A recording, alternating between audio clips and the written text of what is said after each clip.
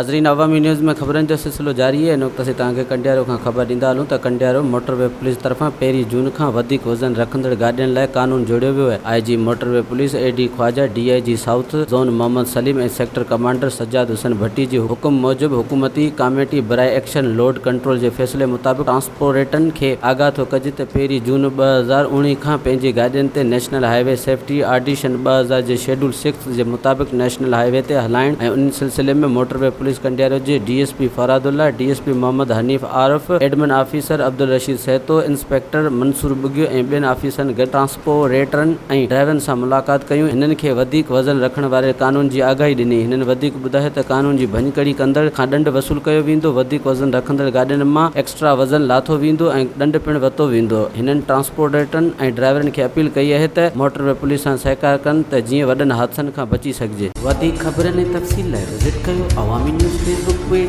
YouTube page ऐं अवामी news